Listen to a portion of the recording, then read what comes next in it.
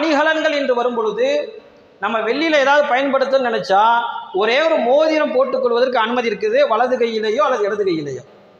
அதை தவிர்த்து minor chain போடுறதும் சரி, கையில் மற்ற செயின் போடுறதும், இது போல கையில் காப்பு கட்டுறது, வேற ஏதாவது பாசி பவளத்தை கட்டுறது, கருப்பு கயிறு கட்டுறது, சிவப்பு கயிறு கட்டுறது, பிரேஸ்லெட் போடுறது, இது அத்தனையும் தடுக்கப்பட்ட விஷயம். இன்னைக்கு நம்ம ஸ்டெயிலுங்கிற அமைப்பில் போட்டுக்கிட்டு இருக்கோம். மார்க்க ரீதியாக சட்டம் என்று வரும் பொழுது பெருமானார் ஸல்லல்லாஹு அலைஹி வஸல்லம் அனுமதித்த ஒரே ஒரு விஷயம் வெள்ளி மோதிரம் மட்டும்தான். இன்னைக்கு நிலைமை எப்படி மாறிடுச்சு அப்படின்னா, வெள்ளி அனுமதிக்கப்பட்ட இந்த ரீதியில வெள்ளி மோதிரம் போடுறது இல்லை, அதை தவிர்த்து செயின் எல்லாம் போட்டுக்கிறோம். இந்த வெள்ளி மோதிரம் போடுறவங்க கொஞ்சம் கவனிச்சுக்கணும். ராசிக்கல் அப்படின்னு சொல்லிட்டு வாங்கி வைக்கக்கூடாது.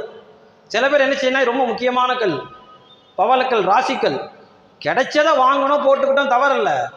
ஆனால் இந்த கல்னால எனக்கு என்ன செய்யும், விசேஷமான விஷயங்கள் நடக்கும் அப்படின்னு யாராவது நம்புனா அது சிறுக்கில் போய் விட்டுரும்.